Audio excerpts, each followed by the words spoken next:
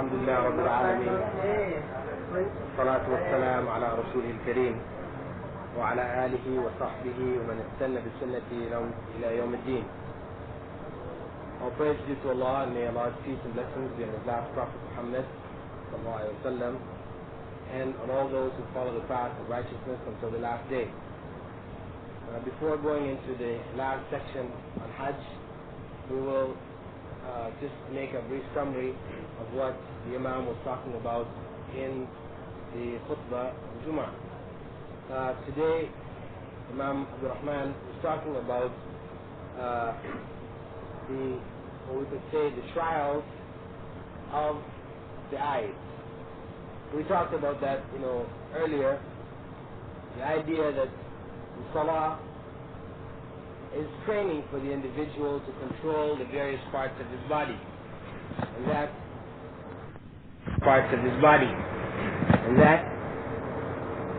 these parts of the body, will testify for or against him on the Day of Judgment. And the eyes, we're required during Salah to look at one particular spot. You shouldn't be looking around all over the place. And this was training, so we said, so that when a person comes out of Salah, that person comes out of Salah is in control of his eyes. He's not just looking all over the place, looking, maybe into places he shouldn't be looking, etc. And of course, for us, especially us as males, one of the big, fitnas or trials of the eyes is looking at women. And this was, probably the main point, one of the main points that the Imam was talking about in the khutbah, the trials of looking at women. And this looking at women doesn't necessarily mean the women who are walking around the society. It could be, for example, the magazines. Almost every store that you go into, the rack of magazines there. And on the cover of the magazines, is a beautiful woman. It's maybe not, say, as in the case of in Philippines or in America, where they will have maybe the whole body of the woman. There in these pictures, the woman will be just her face, and when she's covered, mostly she may be covered. But still, they have chosen a woman who is particularly beautiful for the purpose of attracting the eyes of those who would come near the magazine, so that they will buy this magazine. And of course, these magazines, although on the outside it is written these magazines are supposed to be for women, most of the people who buy these magazines, who flip through the pages of the magazines, are men. So we can see that these magazines in themselves, they present a fitna. The Prophet Muhammad ﷺ had said that the eyes commit zina. That is, it commits fornication or adultery, depending whether you are married or whether you're not. The eyes will commit fornication. And their fornication is staring at that which is haram for them to stare at. And he said the private parts will confirm the fornication or deny it. And I'm sure you understand what he means when he says the private parts will confirm it or deny it. That if there is some reaction, then this is telling you you're involved in zina.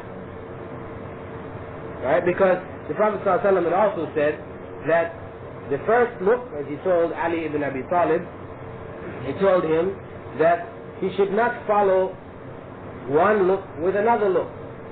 That is, in the sense that if somebody, you're walking in the street or you're working on your job or whatever, and a woman comes into your presence and you see her, you can't help but see her. The point is that at the point that you have seen her, then you should look away. You should not follow up after seeing her. You continue to stare at her. Because constantly looking at women, what this does is, of course, it creates, desires in the individual. It creates desires in the individual which he may not, and likely is not able to fulfill.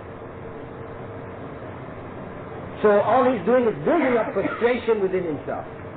He's building up more and more frustration within himself. And of course, as psychologists have shown that, these types of frustrations that a person builds within himself, it will come out in different ways. It will come out in his actions, in his dealings with other people. Right? It will affect him. Because anytime you have this kind of frustration and that, it's not just that it stays inside of you and it doesn't come back out. No, it will come out in other forms of action. So the Muslim is advised that he should avoid staring, at women. Avoid these magazines. If you turn your head, you see the magazine, then don't go looking through all the magazines and looking at all the women and seeing how beautiful they are. I mean, even without opening the pages, just looking at the covers. You should avoid it. It's not saying that you have to walk around everywhere with your eyes staring on the ground, but that if a beautiful face crosses your vision, without your intention, you should not continue it. You should not follow it up and build up, the desires within yourself. This is, of course, as I said, the main point that the Imam was developing in the khutbah, and it's a lesson that, we should all take heed to and try to put into practice, in our daily lives.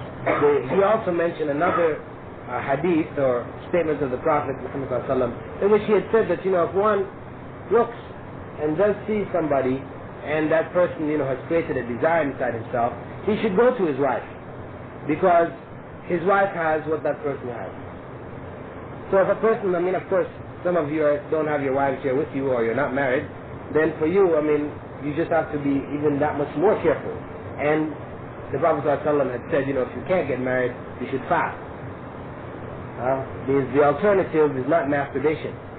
Some people take the alternative as being masturbation. That is, causing yourself to ejaculate by playing with yourself. And this is not an alternative. It's not an Islamic alternative. The Prophet ﷺ had said, O young men, those amongst you who are able to get married should get married. Whoever has the means to get married, get married. And those who are not able should fast. This is the Islamic alternative, fasting. Fasting cools down the desires because of what is involved in the Islamic fast. Islamic fast requires one to control one's thoughts, one's actions, etc. And also the fact that you're denying the body certain foods, etc. This helps to decrease the desires in the individual. So this is the Islamic alternative. And as I said, not masturbation. Because masturbation does not solve the problem. It only increases the problem. And the person develops that as a habit. That becomes his habit. So, for those who are married, if one sees somebody who attracts him in this fashion, as the Prophet says, we should just, go home and be with our wives, because ultimately, when you take away all, the looks and everything else, it comes down to one basic thing, which your wife has, that the person has. So this is to help remove this from the individuals who are married. Okay? So, from there, inshallah, we now, go on to the last section of our series on Hajj. And prior to this, we looked over the practices of Umrah and the basic pillars that were involved in the Umrah, what should be done, what should be avoided, etc. And now we are going on into the Hajj itself. And we're starting from the 8th day of Dhul Hijjah, because the Hajj itself officially begins on the 8th day of Dhul Hijjah. And on the 8th day, the person who is intended to make Hajj should go to Mina. But those who are just making Hajj by themselves, that which is called, we said, Hajj Ifrad, or that's Hajj by itself, not involving any Umrah. The person on that day, he puts on his Ihram.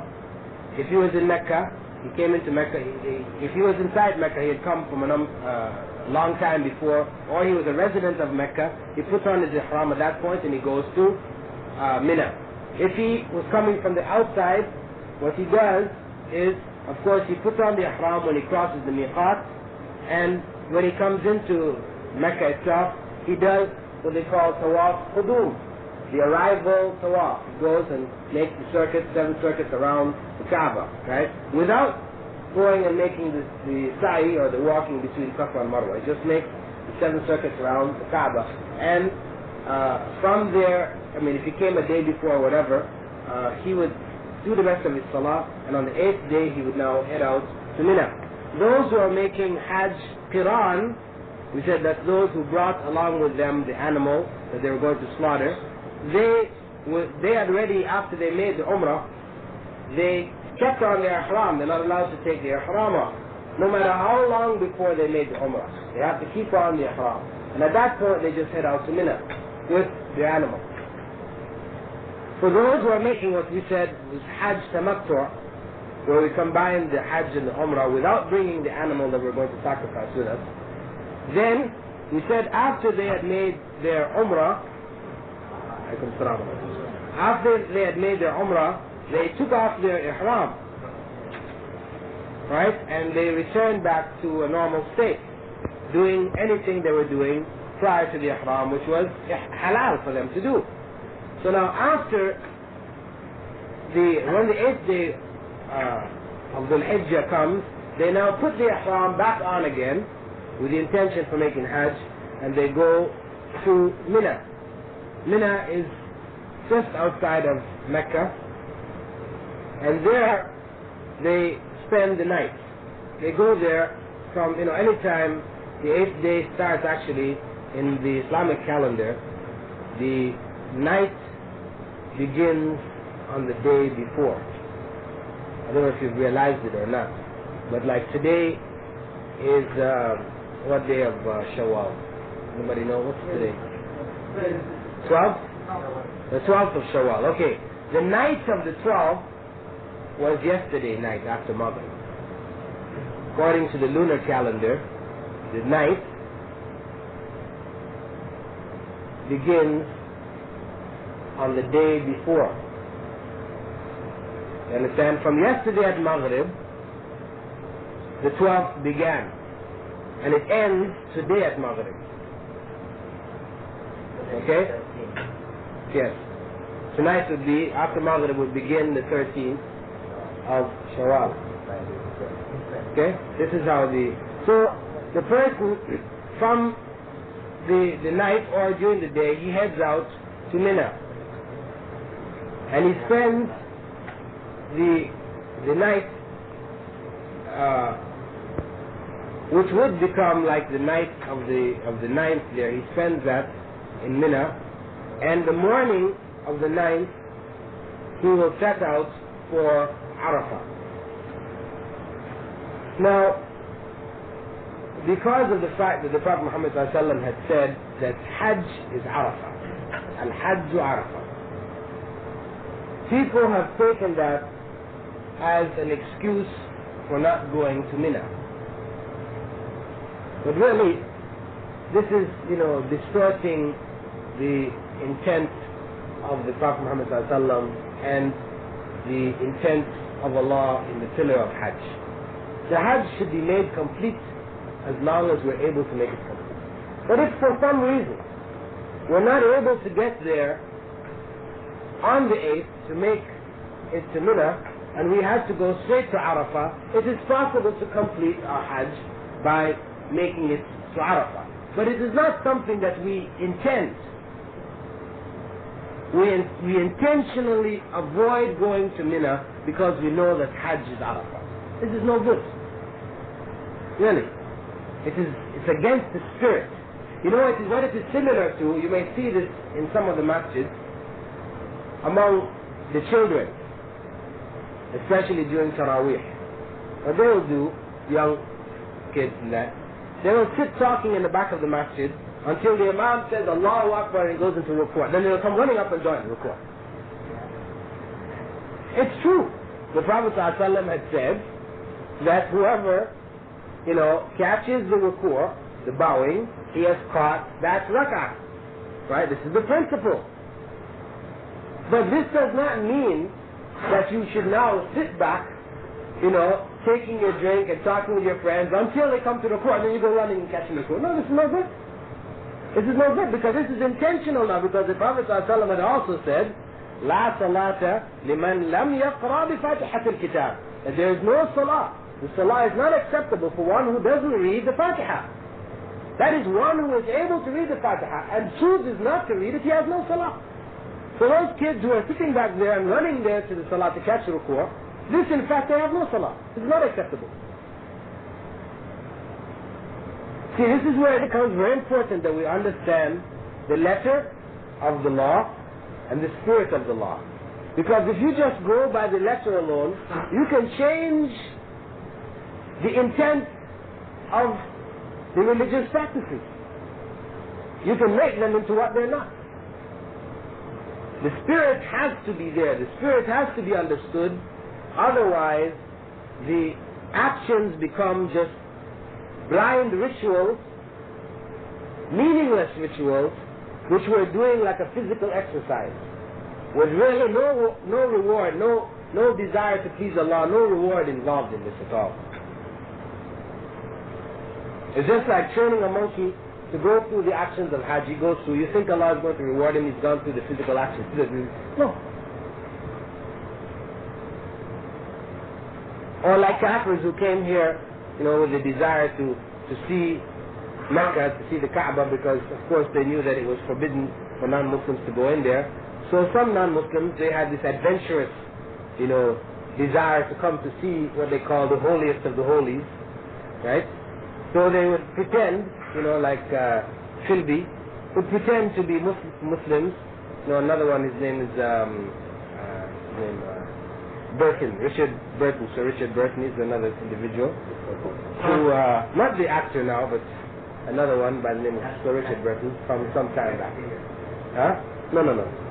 So Richard Burton, he pretended to be Muslim so that he could come in to make Hajj. So he went through and did all the actions of Hajj so he could come in and see what the Kaaba looked like, and then he came out and drew pictures and, like this. Those actions that he did, of course, there's no reward for it. Although he has gone through all of the actions of Hajj, as a Muslim would, there is no reward for it for him, because the belief wasn't there. His intention was something else. Similarly, the one who goes to make Hajj, because, for example, he wants to add them, like the gunfighter in the West, how the Americans tell it in the movies anyway, after he killed somebody, he would put a notch on the handle of his gun.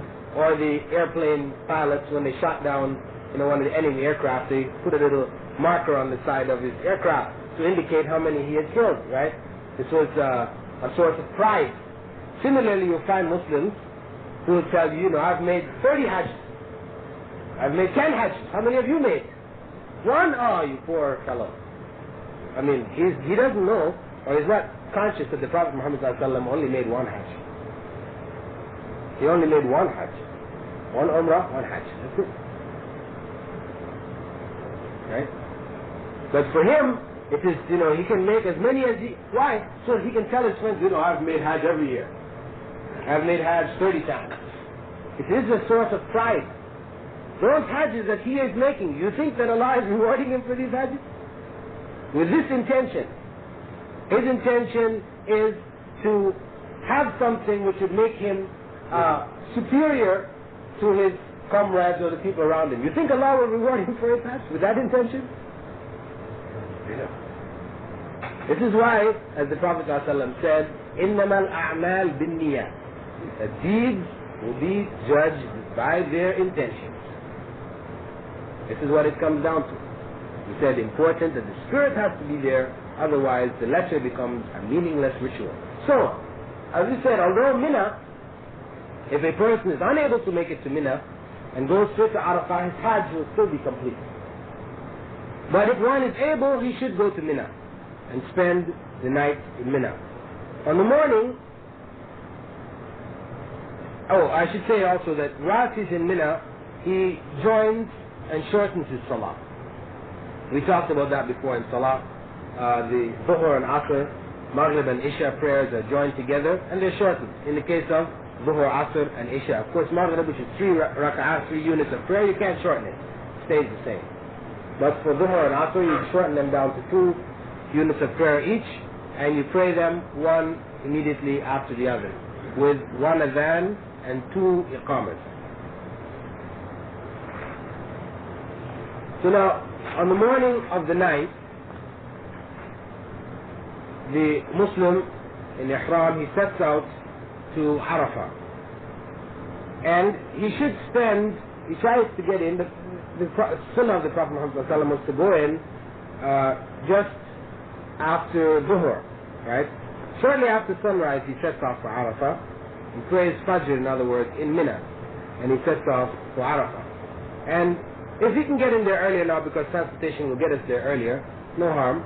But it was the sunnah of the Prophet Muhammad ﷺ to go in just after Dhuhr. And Dhuhr is prayed there just after Dhuhr comes in, meaning the time for Dhuhr comes in. I don't mean after Salat al-Dhuhr. He would pray Dhuhr and Asr there in the plain of Arafah. You will find a lot of people, when they come into Arafah, they will go straight for a little mount that's there with a pillar on the top, which is called the Mount of Mercy, Jabal al-Rahmah. And they will climb up different levels of it, making prayer there. And you can buy pictures, you know, they have of Hajj and Mecca, where they will show pictures of these people all over this mountain making prayer. But actually, this is not a rite. Assalamu alaikum. This is not a rite of Hajj.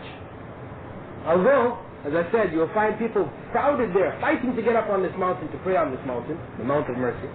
The Prophet Muhammad ﷺ did not do it, and it was not from the Sunnah to do it. And he said, خُذُوا عَنِّي مَنَاسِكَكُمْ. You should take the rites of Hajj from me. You do it according to how I do it. But this has become a popular myth amongst Muslims, and they fight to climb up on this mountain, they spend all this time on this mountain, praying on this mountain. Whereas the Sunnah of the Prophet Muhammad ﷺ was to be in the plain of Arafah and to pray there.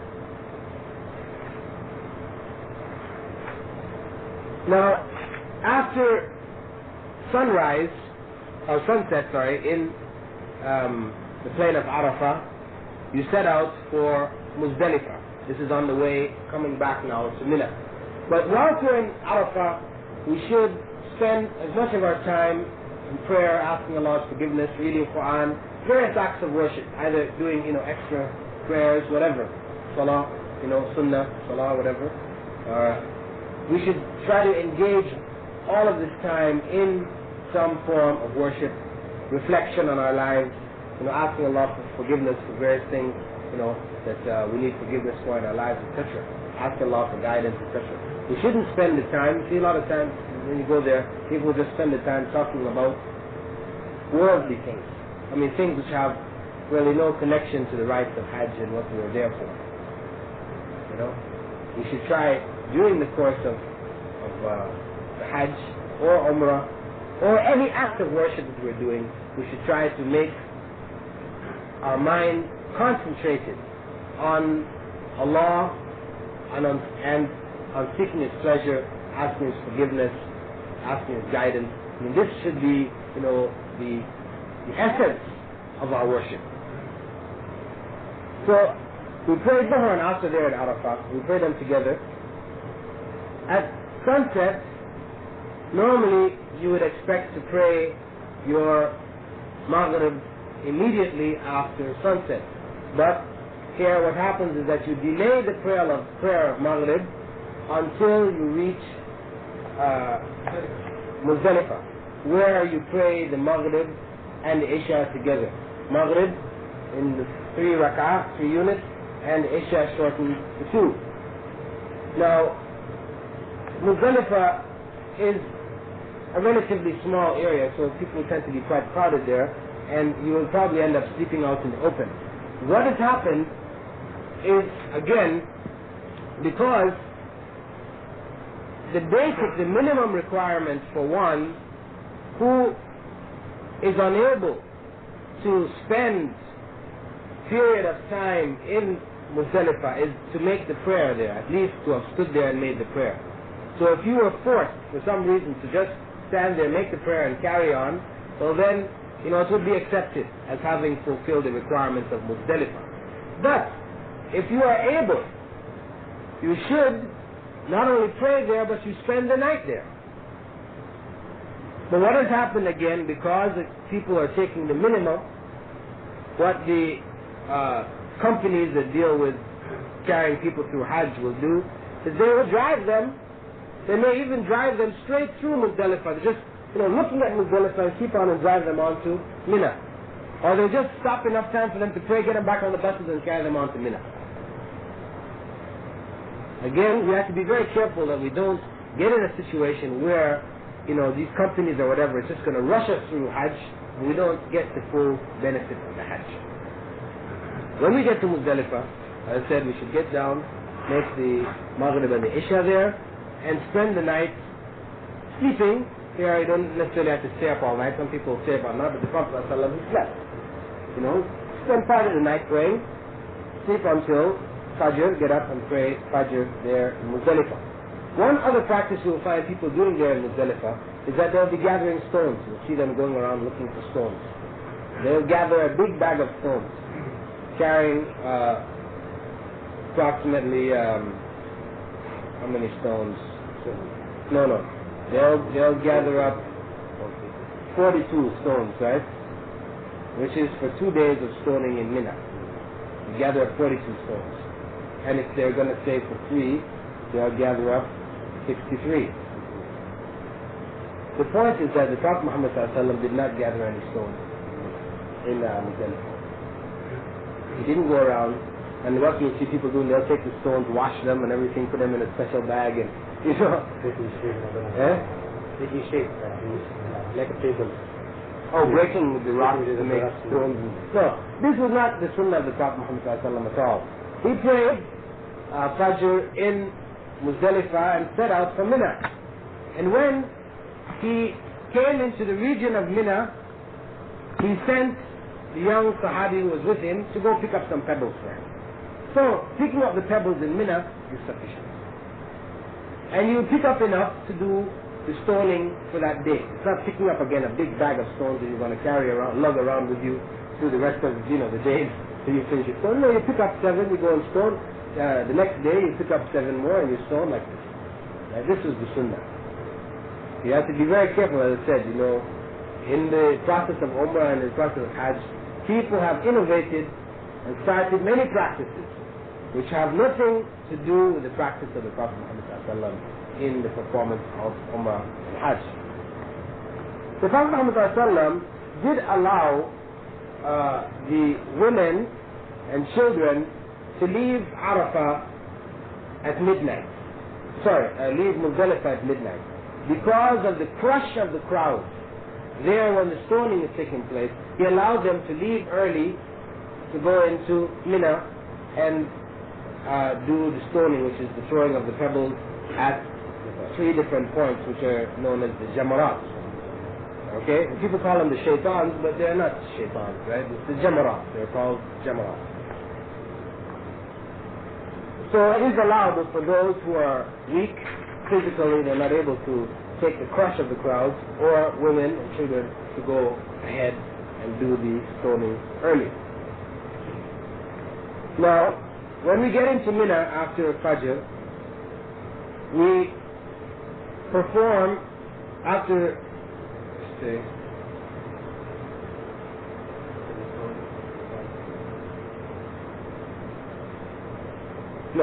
after we get in, we go to the largest Jamra, known as Jamra al-Aqaba.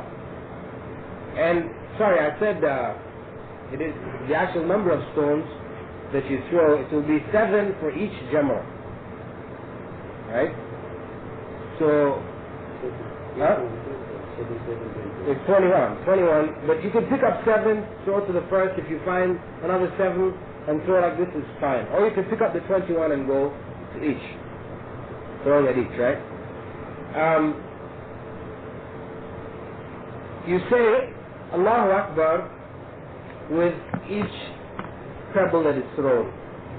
And of course, some people you might see throwing all 7 at one time. Of course, it's not allowed. You throw 1 at a time. And the pebbles should be small. Because of course some people are taking some big pebbles, throwing them, and of course they miss the Jamra and somebody on the other side is getting hit in the head, and so of course this is, you have to be very careful in the process that we don't, in our enthusiasm to practice the rites of Hajj, we don't hurt others. Right? So some people are waiting, they're way back away from the Jamra and they're throwing. The stones are not reaching the Jamra, hitting the people ahead of them. You have to be very careful to make sure that you, in trying to practice your rites, you don't hurt others. You have sincere intention to practice the rites of Hajj, you make sure you do it properly. Get up, work your way to the front, then throw your stones. 1 at a time, Allahu Akbar each time. And You may see also some people climbing on top of the Jamrah with their shoes beating the Jamrah. They have this idea in their mind that this is shaitan. You know, and they're beginning sticks and, you know, whatever. They're in their mind, umbrellas, whatever. In their mind, the Jamrah somehow is shaitan. And they're trying to, you know, give it the work. So you'll find people throwing shoes even at the Jamrah. But again, all this is, you know, ignorance. And this falls back also on the Muslim communities where these people are coming from, because it's very important that the communities inform the people on what is the rights of Hajj, what is required of them before they go. It's also responsibility, as we said in the beginning when we were talking about it, when a person is intending to make Hajj, it's his personal responsibility to find out all that is required of him before going to make the Hajj. Because if he doesn't know what he's doing, he shouldn't go. Because he's liable to go there and do what he's not supposed to be doing. He'll just get into a frenzy and do what everybody else is doing. Right? Which may be bid'ah, maybe against Islam, maybe harming other people. And, you know, Hajj just becomes like a sin against him, rather than a blessing for him.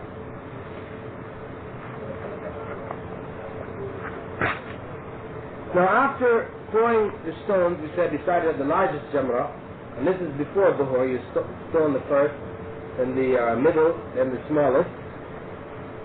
After that, the person goes to perform what is known as zabah, that is sacrificing the animal. He sacrifices a sheep or a goat. This is if he's making Hajj tamattu, right? Or he's making Hajj qiran, where he's taking the animal, he sacrifices. Now, of course, the situation is such that you get tickets and so on. So it is better for you to slaughter the animal yourself. If it's not possible, or for example you get sick at the sight of blood or whatever, it's possible to give the money to somebody else or to an agency for them to slaughter it for you. But it's better for you to slaughter the animal yourself. And after slaughtering the animal, you should eat some of the meat. It should be cooked up and you should eat from it also, and then give the rest away in charity to the poor people of Mecca. Of course, you may have a difficult time finding poor people of Mecca now, and it is allowable that the meat or the skins, whatever, be given to the company that handles the slaughter of the animals, and they can it and send it to, now it's being sent frozen, some of the animals sent frozen or canned to various parts of the Muslim world where people are in need of food.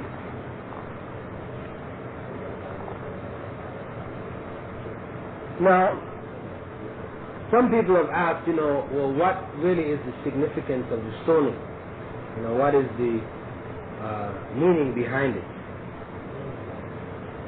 There have been some explanations given, but these explanations are not based on authentic hadith.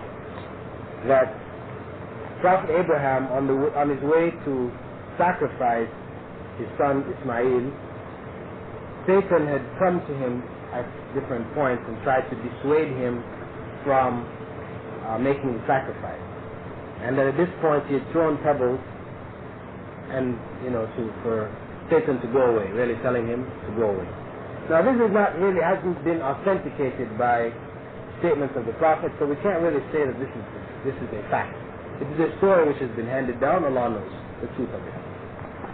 As far as we know, this is a rite of Hajj. We are throwing the pebbles, saying Allahu Akbar each time, and asking Allah's refuge from Satan. It's not really for us to go to find an explanation where no explanation has been given. If we find something for ourselves which makes us feel better about the right, fine. But to go and tell others as to this is why we do it, we have to be very careful, because then we can start a false idea which can carry on. And we will be held accountable on Yawm al-Qiyamah for everyone who has heard that idea, believed it, and passed it on. Because the Prophet ﷺ had said, whoever man sanna sunnatan hasana, whoever starts a good practice, that is a practice which is in accordance to Islam, he will get the reward for everybody who does that practice or who benefits from that practice. For example, he builds a masjid. Everybody who prays in that masjid until Yawm al-Qiyamah, he will get a reward for everybody who prays. Everybody who takes benefit.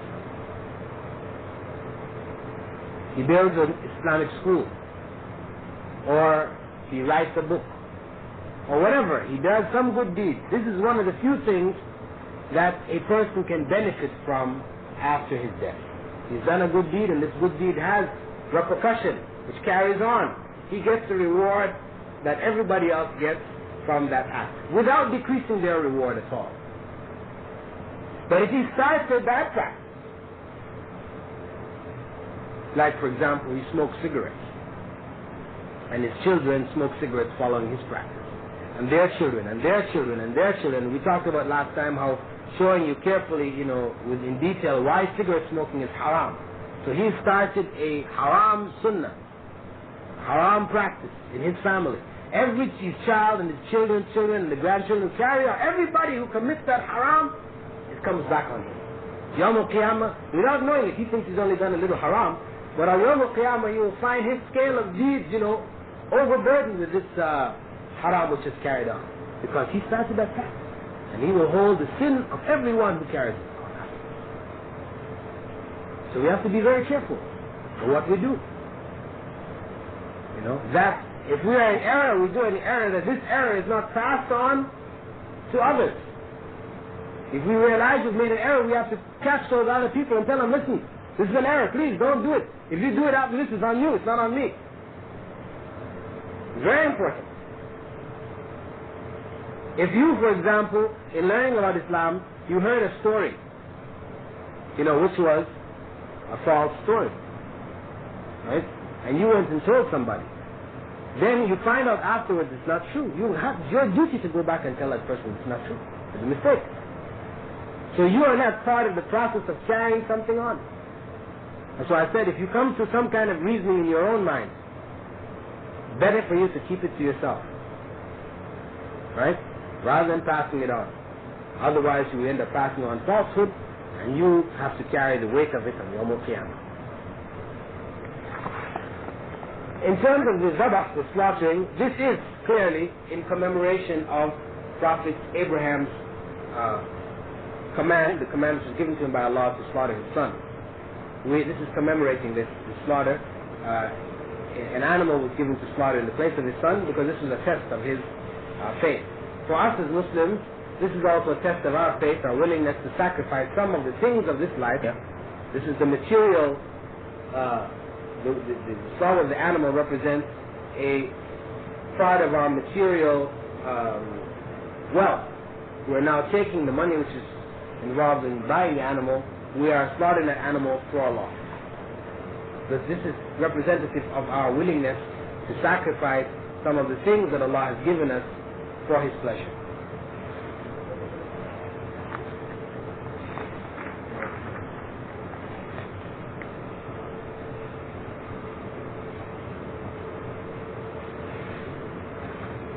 We should also note, of course, that Allah has pointed out in the Qur'an that the flesh and blood of animals does not reach Allah. But what reaches Him is the spirit of your piety. It's an important point. That it is the intention behind the slaughter of being willing to sacrifice part of the dunya for Allah. This is what Allah accepts. It is not the blood and the flesh of the animals. We eat from the animal and we give away the rest in sadaqah as a good deed which inshallah Allah will accept and reward us for. There are conditions, of course, for the animal. This is in the notes that you'll be getting. We don't need to really go into it now, but the point is that the animal should not be in any way damaged or in poor shape. In other words, when we're going to give something for Allah, we give the best. We don't take from that which is, this is beyond the basic principle, When you're going to give sadaqah, for example, you don't take your old worn out shoes, your clothes that are tattered, that, you no longer are able to wear, not because they're too small for you, but because they're so broken up, this is what you give in charity. No. If you're going to give in charity, you give from the things that you love. These are the ones which has the greatest reward. When you give from the things that you love. Of course, if you have some things which you have grown out of, you're too big for it now, whatever it's too small for you, and it's in good shape, you give this also. But it's very important that when you give for Allah's pleasure, you give things that are of value. Similarly, when you're going to choose an animal, you don't find, of course you can find they'll be selling some animals that are real young, real small, real cheap. But these are not acceptable. For animals, the teeth have all fallen out, they got diseased eyes and all that kind of stuff. You get them cheap. You see people there, it's haram, they shouldn't be selling it. The people who are involved, it's haram on them, too, because they shouldn't be selling these animals. Because they're causing some people's Hajj to be incomplete or to be damaged, to be harmed. And similarly, you should not be looking to trying to find, of course, when you're trying to buy the animals, you're trying to find, a low and a reasonable price, but not to the point where you're getting an animal which is diseased or damaged in any way. The animal should be healthy, grown, etc. After making the sacrifice, then we do what is known as the halq or qasr. We either shave the head off or we clip our hair. And it's preferable to shave the hair. Prophet ﷺ, had asked Allah's mercy for those who shave their hair. And he repeated that 3 times. Somebody was asking him, well, what about those who cut their hair, just trim their hair? He repeated his, asking Allah's blessing for the one who shaved their hair. And the man kept asking him. After the 3rd time, then he said, okay, may Allah bless those who cut their hair. It's indicating that the shaving of the hair is much more highly recommended. And for those of us who have great attachments to the hair, then it becomes even a greater act for the person. Because, for those of us who spend a lot of time in front of the mirror, making sure the hair goes this way, and, so when they go to make Umrah or Hajj, they only want to clip a little bit because they don't want their style and so on. So this is a test for them, especially. For those of us, it doesn't really matter. Of course, it's no big test, but inshallah, the reward is with shaving the head, And involved in there, you see, is some humility. Because people feel proud about their hair. By removing that hair, this is also some humility, taking you back to really how when you were born, when you came, as you were created without hair. Of course, some people are born with hair on the head, right? But the initial stage when they're being formed in the womb, it's without hair. The hair is something which comes later. And it's really of no consequence. When you die, it doesn't matter whether your hair was long and nice and curly or however, it doesn't matter. These things really are of no consequence. So we should try our best not to get involved and tied up in that. If we find, for example, if we're spending 15 minutes in the morning, combing our hair, then we know something is wrong here. For the Muslim, he should not be caught up in this kind of thing. It's better to trim your hair down to a point where in the morning you just do something quickly and you're going. You don't waste time in these kind of things. You shouldn't be wasting time on vanities. So after making a sacrifice, we shave our hair or clip it, and at this time also it would be good to clip the fingernails and toenails, shave the hair under the armpits and around the private parts if it's possible. Then also.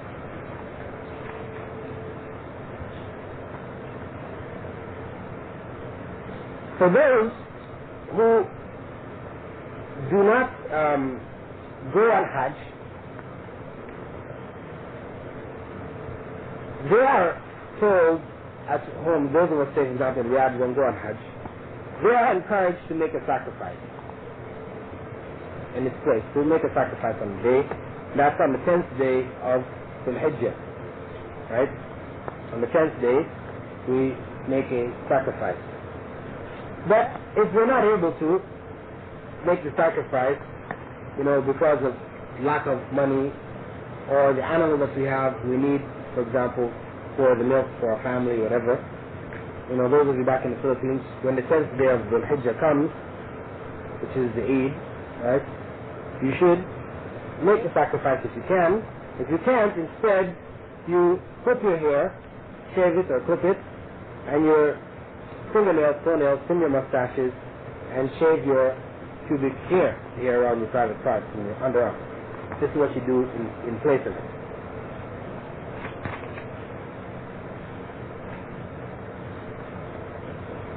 In terms of fasting that we mentioned fasting before. We had certain days that we're not allowed to fast.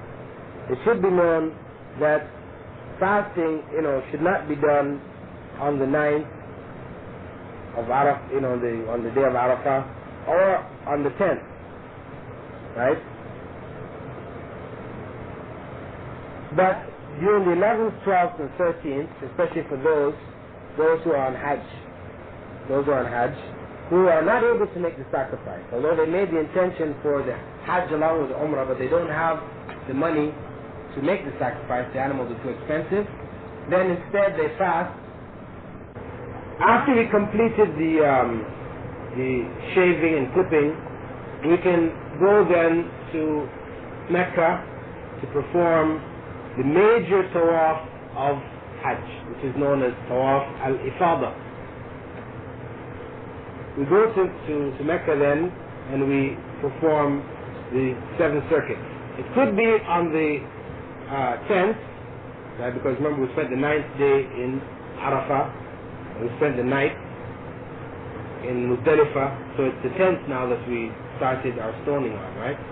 So on this day we can also go to Mecca, or we can go at night. It doesn't necessarily have to be during the day. It depends on your ability. But if you're able, after you finish slaughtering and cutting your hair, you're able to go, you should go there. If you're too weak, for example, the struggles that have been involved, you need time to rest, you can go rest, sleep, pray, sleep, and then when you regain your strength, you can go ahead to perform the tawaf. And after completing the tawaf, you pray the 2 units of prayer behind the place of Abraham, Maqam Ibrahim. And at this point, after completing that, we go between Safa and Marwa. So it's almost like what we're doing here, we're doing like a little Umrah in the middle of the Hajj. But what it is really is that, Hajj has in it the rites that we do for Umrah. Umrah is like a shortened version of Hajj, outside of the Hajj time. So at the time when we come here, we make the tawaf, we pray behind Maqam Ibrahim, and we go and make the sa'i, or the walking between Safa and Marwa. This is now called the sa'i of Hajj itself. When we're completed, if we did it, say, for example, in the night, we go back to Mina and we complete spending the night in Mina. And the next day, which is the 11th, we stone, but on the 11th we stone after Dhuhr. We wait until after Dhuhr and then we go to make the stoning of the 3 Jamarat. We spend the night again in Mina this is actually the night of the 12th, but on the day of the 11th, and we repeat the rites on the 12th, stoning after Dhuhr. At this point, we can return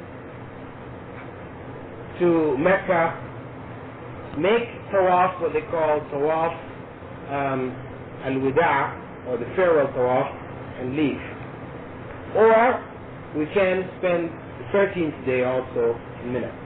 Allah has given this as an option in the Qur'an itself. For those who wish to go back early, they are allowed to go back after completing the 12th. And those who would like to stay on, they can stay on and do it on the 13th. But the point is that whether you finish on the 12th or the 13th, before leaving Mecca, the last thing you should do before leaving Mecca is to make the tawaf al-wida'. We should make that final 7 circuits, as farewell, and leave Mecca. So that completes the basic rites. As I said, the notes have more details, as well as it has in it a description of the Prophet's Hajj itself. Inshallah, you can go over that, get a better picture for yourself. If you have any questions after reading it over next week, you can look at that also. But for now, inshallah, we'll stop here. And if anybody has any questions on what we've covered, or any questions on what you've read during the week, please ask the questions now. You mentioned that third is last in Ameenah. such time that you have shave out hair. You could shave the hair before. The hair could be done before the slaughtering. Before. Huh? Not before the stoning. But no, what we have done is after the stoning, we shave our hair. Yeah. And then I went to Slaughter. Yes.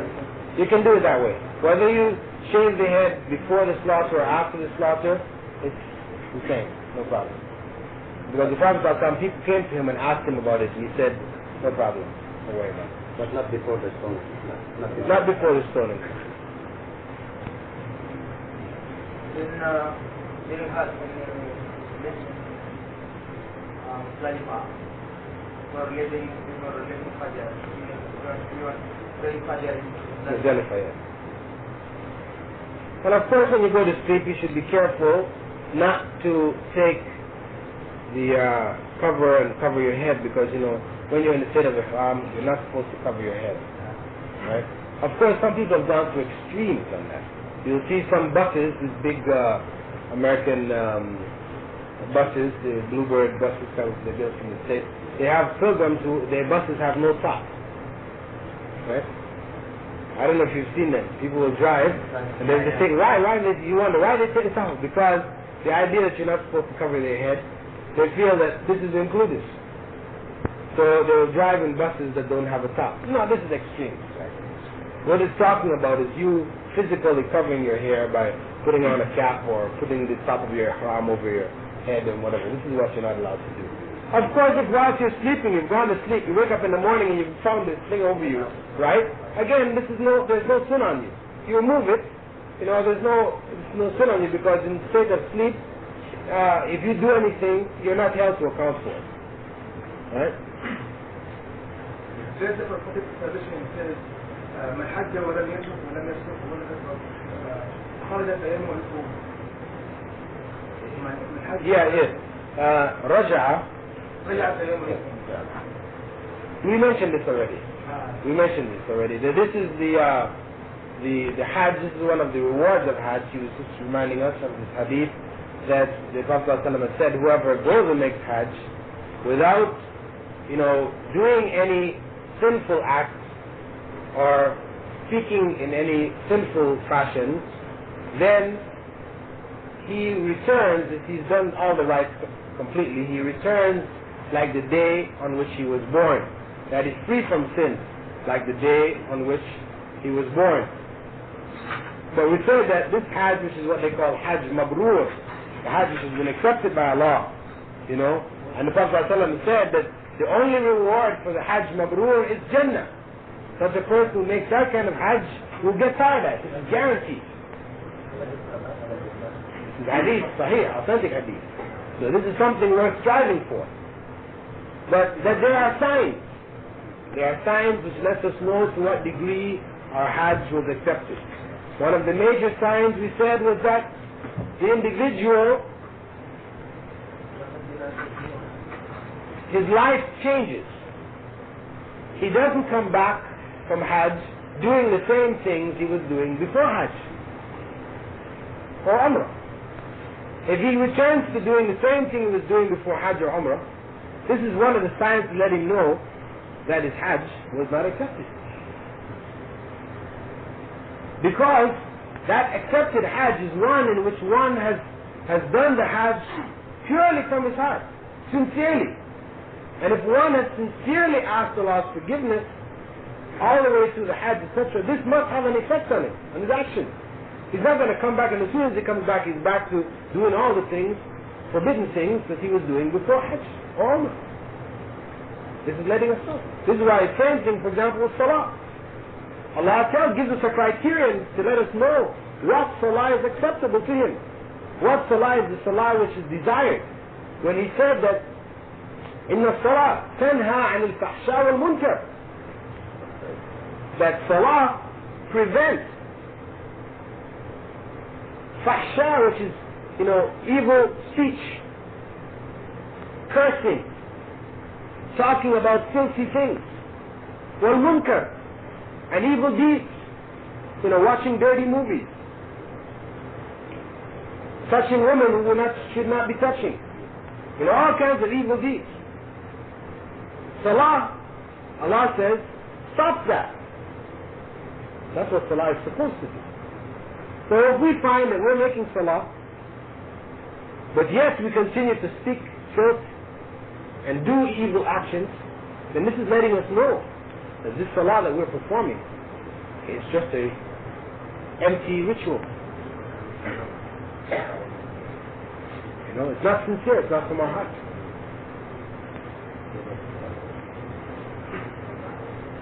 Also during Hajj, it says that one should not pull his hair, or one should not start to kill roughly, like that, and should not kill animals. Yeah, we've mentioned before about a person should not deliberately pluck out hair out of his head, or deliberately pull off hair off his body, right? So it doesn't mean you can't scratch yourself. You see, some people have gone to the extreme. They're saying, no, when you got this itch, you shouldn't scratch, don't scratch. So just move on your finger on it like this. Yeah, but you see, this may not fulfill what you need. If you got an itch here, you rubbing your hand like this is not going to fulfill it. It's just going to be there bothering you. So what is better? Is it better for you to scratch and remove it than for you to be rubbing it, you have to go make salah, and this is there, you're still rubbing your hand. No, you scratch and remove it. If a hair falls, this is not on you. Same thing, they will say, okay, when you take your bath, when you're on Hajj, you shouldn't wash your hair, because whilst washing your hair, some hair may fall. No. These are extremes. Or you shouldn't comb your hair, because when you comb your hair, no, these are extremes. These are extremes. Islam doesn't require you to go to those extremes. The point is that you should not deliberately pull hair out of your head or from your body. Nor should you clip your fingernails. We mentioned this already amongst the things. These are what they call the forbidden things when one is in a state of ihram. Like what happened to me. What kind of Hajj I did? This is the sequence. On the 7th of Dhul Hijjah, we wear our ihram in the Miqat in Taif. And then we proceed to Makkah, make the tawaf, and then the sa'i. And then we clip some part of the hair only, which is 3 parts here. Then we continue in the ihram. And then the 8th of Dhul Hijjah, we went to Mina, and we stayed there. And then the following day we went to Arafat, and then we continued the Muzdalifah, and the following day we throw the stone, do the sacrifice, and then change our clothes. But we did not bring with us animals.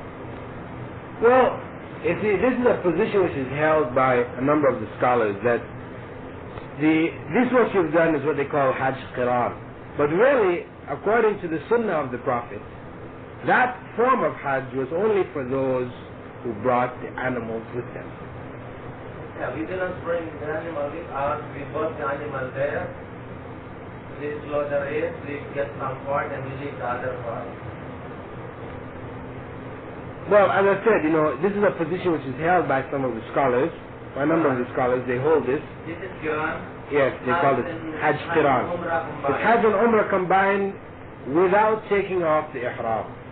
But, you see, there was no need to do that, because you could have taken off the ihram after the Umrah, and your Hajj would be, complete without any questions. I mean, there was no necessity for you to have kept on the ihram. There was no necessity to perform that form of Hajj when you've got the other one, tamattu, which is the one which the Prophet ﷺ recommended. Right. He told, if you read the hadith which described the Hajj of the Prophet ﷺ, what he did was he told his companions, those of you who did not bring the animal with you, after you make the Umrah, take off your ihram. And he said that if I had known before what I know now, I would have done the same. But he brought the animal with him. So once he had brought the animal with him, then that means he was making Quran. But the one which he recommended, which was favored, which is the best, obviously the one in the sense of the fact that he is recommended and telling everybody to do it, is the tamattu. The one who is going to do Umrah along with Hajj. So I don't have any omission that... Not really, because as I said, this is a position taken, and you did it, based on the information which was given to you, and as I said, it would have been preferable if you had taken the animal with you, and even more preferable, because most of us are not able to take animals with us, preferable to just do tamattu. Do the Umrah first, come out of Ihram, and then do the Hajj. Yeah, but this, also the one thing is after we made the Umrah, we just split 3 here. 1 here, 3 maybe here, Yeah, 1 here and here. Yes, this is, again, as we said, we talked about that before, this clipping, this has become acceptable today, because of the fact that this can be described literally, according to the language, as clipping, but what the intent was, clipping the hair as opposed to shaving, is completely clipping your hair off. Like having a complete haircut. Either that or shaving. And again, in the case where you are doing it before the Hajj, then it's better not to shave, because so you will have some hair to shave after performing the stoning. But it would have been better, and it's just for you now, if you teach other people or you're helping other people, that you let them know that they should clip the hair off. Clipping it. I did not comb my hair for the last 4 days. They said that you must not comb your hair. Once we make a bath in Sahih, in the Mikah, no combing of the hair. I let the hair dry like that until we finish the sacrifice the first time that you touch your hair. I think it's very hard. Well, you see, part of the thing is that, after you made the Umrah, when you clipped your hair, if you had clipped it properly, then you would have had no need to comb it. Right. But because of the fact that it wasn't clipped properly, then there was need to comb it, and really, there is no harm in combing it. But of course, when you comb it gently. You don't just drag, because when you pull the comb through, or you get a fine tooth comb and you pull it through there, hair is coming out. So if you know that this is deliberately going to do it, then you shouldn't do it. But you get a large tooth comb, you comb it easily, no harm.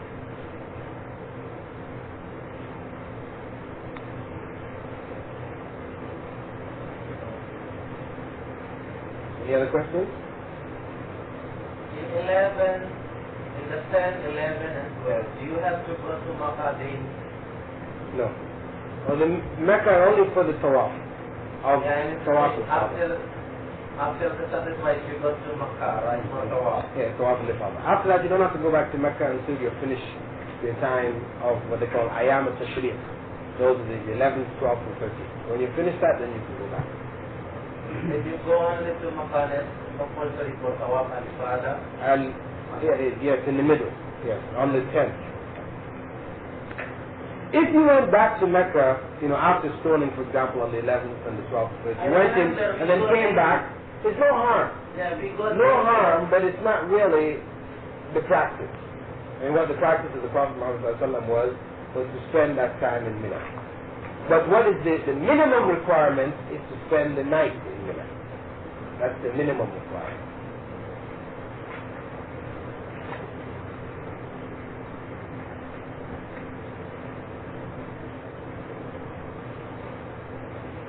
Any other questions? Yeah, last Wednesday, because of time, discussed the creation of Adam and the disobedience of Iblis and bowing. And he specified that Iblis is among the angels.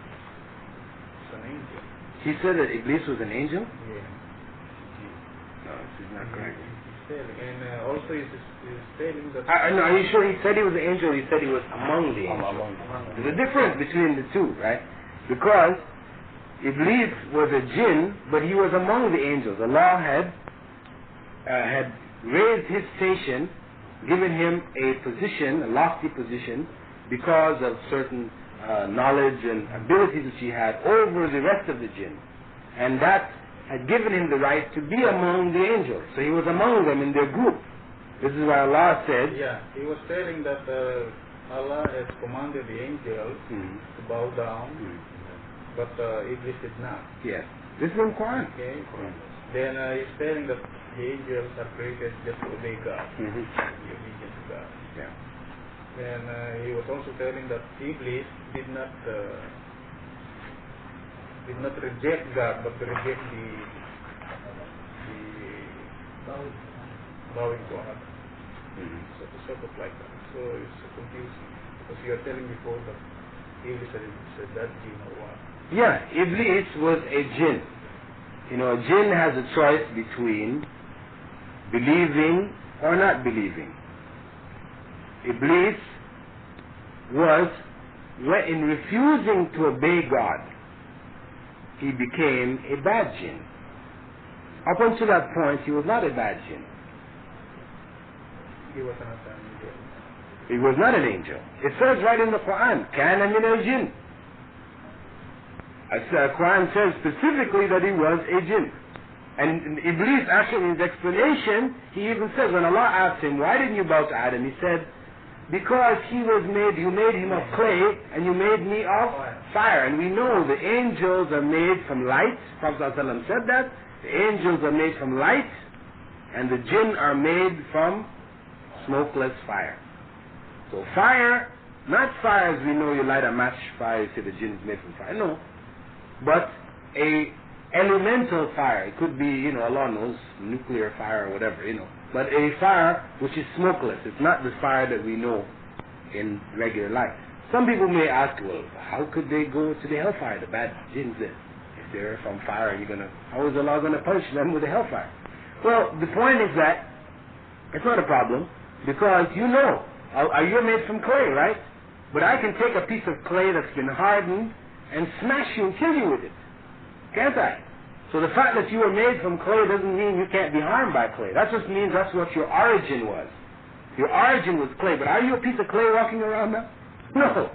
And that's your origin. Similarly, the jinn's origin was fire, but it doesn't mean that they're just fiery balls just flying around fire. No. Right? This is a mistaken concept. But the Iblis was a jinn who was given certain powers and certain abilities which Allah made him higher and greater than the rest of the jinn. Just like among the angels, certain angels were given greater powers than the other angels. Like Gabriel was given more powers and more responsibility than the others. Similarly, Iblis was given greater responsibility, etc., among the jinn, and he was allowed to be among the angels. So he was with the angels when the command was given. إِذْ قَالَ رَبُّكَ لِلْمَلَائِكَةِ اسْجُدُوا لِآدَمَ فَسَجَدُوا إِلَّا إِبْلِيسَ. Allah said, called to the angels, among them was Iblis, bow to Adam, and they all did except for Iblis. And this, in terms of Islamic context, this is looked at as the original sin. If there is an original sin in Islam, it is the pride of Iblis, because that's what led him to not bow to Allah. So if لا بأس. أو شغل مكيف ما أدري يعني. لا علشان الصوت والتسجيل. شكرا.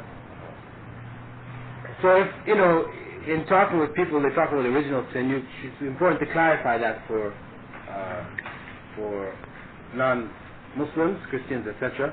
The idea that when we talk about, in Christianity, original sin, in Islam, we have no original sin in the sense that you have a sin which is inherited generation after generation. We have no sin like that. But original meaning the first, yes, we have.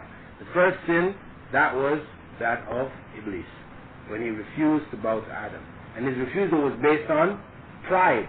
This is why the Prophet ﷺ had said that anyone who has a mustard seed's worth of pride will not enter paradise. You see, pride out of race or out of country or any of these types of pride where you feel you're superior to others, this destroys your iman. Because as Allah says in the Qur'an, إِنَّ أَكْرَمَكُمْ عِنْدَ اللَّهِ أَتْقَاكُمْ. That the one who is most noble in Allah's sight is the one who fears Allah the most. That is the basis. Okay, is that clear? The idea of... Because he was pointing out that Iblis did not actually reject that order of God. He's only rejecting about Adam to be the victim. So, fire from earth. Well, I mean, well, you see, I don't want to get too philosophical on it, right? It's clear because, see, again, you're telling me what you heard, and I can only judge what you're saying. I cannot judge what Jalaluddin said because I didn't hear it. You might have heard something, or you thought you heard something, you're relating to me and so and so, right? So I'm just saying, based on what you're saying, I would say that Allah commanded Iblis to bow to Adam, and he refused to bow to Adam. So his refusal to bow to Adam was a disobedience to Allah's command to bow. That's clear. Now the reason why he bowed was not because he didn't believe in Allah, because this is the point. I mean, he believed in Allah more than you and I do, in the sense that he was conscious of Allah. He knew that Allah existed. But the point is that his disobedience was based on pride, his arrogance. This pride can cause somebody to go beyond what he knows to be true. And when he does that, then he enters into disbelief. Because you have, for example, the case of Abu Talib, the uncle of the Prophet Muhammad. He knew that the Prophet Muhammad was a prophet. He knew because he raised him, he knew the type of person he was, and he had confidence in him that he really was a prophet. But yet, when he was dying, when the Prophet ﷺ came to him and said, accept Allah, say there is no God but Allah, and I will intercede for you with Allah on the Day of Judgment. He wanted to say it, but his other relatives, his cousins, his brothers, came to him and said, listen, are you going to give up the belief of your forefathers? Are you saying that they all were on the wrong path? Or are you going to stick to the belief of your forefathers? Right? And so, out of his pride in his tribe and his forefathers, he stayed in a state of disbelief and died in that state. And the Prophet ﷺ said that he is an hellfire. I mean, he is not on the same level of the hellfire, say, as some people who have done major evils, but still, he's in the hellfire. He said the place that he is, in the hellfire, on the upper levels, is such that the fire gets his feet. Only his feet. But in getting only his feet, it causes his brains to boil. But that's his state forever.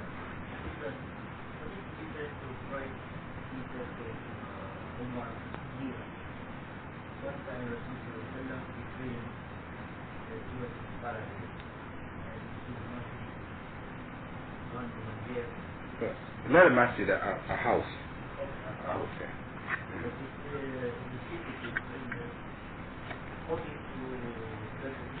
Yeah. Because of Ghira now, Ghira is different from pride.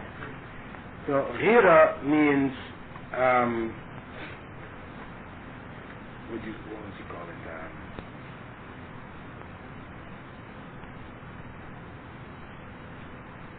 A desire to protect something which is yours. You see, because you should have ghira relative to your religion. It's like pride, but pride as we normally know it, we refer to it, we look at it in a negative sense, because this is how pride is usually used. Right? So if you want to say, you can put it this way, that it is the positive side of pride. Yes, not allowed but required. You should have pride in your religion. Proud to be a Muslim. You should be proud to be a Muslim. You see, this pride is different from the other one when people usually use the term pride. You see, this means now where you feel you're better than others because of something which is intrinsic in you. That is because you or your people or whatever, you feel you're better than others. That's the pride which is despicable, which is a sin. But the pride for Islam, the sense is you're proud to be a Muslim. Proud in the sense that, when people are standing up and talking about their religion, you don't quiet, you don't want to say anything because, you're shy. And this is not good. Islamically, you should be proud to stand up and say, I'm a Muslim, and Muslims believe in this, and so on and so on. Alaikum salam. So you should, have confidence. This is pride in the sense of having confidence. Feeling the worth of. Right? Not wishing that thing that is in your possession to be destroyed or used. You may have this feeling, it means, it's closer like to honor. Honor. Yeah, do you understand? Any other questions? Okay, inshallah. I have questions concerning the sighting of the moon. Like for example, in the Philippines, we have not seen the moon because of flood. So later on, we heard that the other countries in the Philippines have seen the moon. Can we follow it? Can we pass tomorrow? Okay, this is a problem which can arise under a number of different circumstances. You have two principles. One, either you follow the principle where the Prophet ﷺ said that whenever the moon is sighted, you fast. Whenever it's sighted again, you break the fast. In other words, whenever and wherever it's sighted in the world, in the time now where we have communications, where we can find out what's happening in Mecca immediately, the same day, you can follow that principle and fast according to that.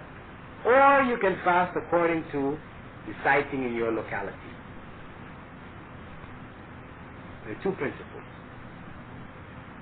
So people, wherever you are, have to decide which principle you're going to follow. The thing what you don't want to do is have some people doing one, some people doing the other.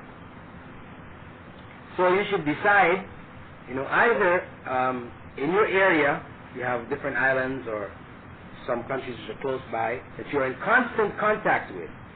You should then set up a network where on the 29th of Sha'ban, when you're expecting the sighting of the moon, if you haven't sighted it, you call the other countries, or the countries you're arranged amongst yourselves, that whenever it is sighted you will contact each other.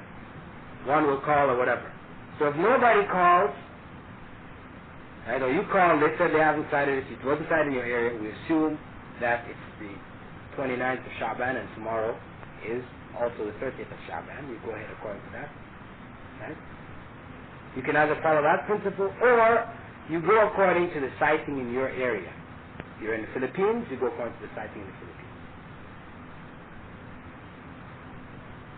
Follow? But you have to decide one or the other. So if you go according to the sighting in the Philippines, and then if you hear that somebody outside, then you're going to count it that it wasn't seen, that you should have seen it but you didn't, and then it's going to mess up. It's going to be a mess, right? You have to decide one way or another. Both are valid. Okay? So the community decides which way they're going to follow. It's good for unity of the community. You decide on one way and you all go according to it. It's just there's a certain point on the earth where the distance to Mecca is the same whether you go from the east or from the west. So which way do you make the Qibla? The people in that area have to decide which way they're going to do it and do it. But just you decide as a group and you all do it. So you don't have one masjid across one street facing this way, another one facing the other way. And you have that. It's happened. It has happened. Especially in South America, where you have a lot of people who are brought there from Indonesia.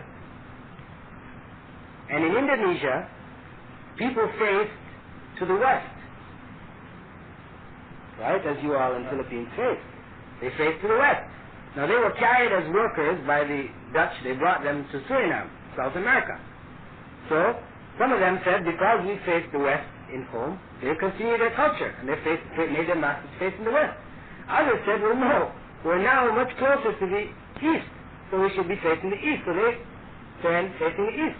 Actually, those who are facing the east are the correct ones because, anywhere on the earth you can either go east or west. So the principle is that whichever distance is closest to the Kaaba, that's the direction you should face. Right? I mean, there's some people who are going to face south. Right? When you're in Medina, you're facing south. But you could also face north because you're on a globe. So if you face north, it will go around and come back and get there also, right? So the point is that you face the nearest distance. But when you reach a point where you're equidistant, then you should agree. The people of the area should agree on one direction and they all follow. And as we said before, what's required of you in terms of facing the Qibla is the general direction.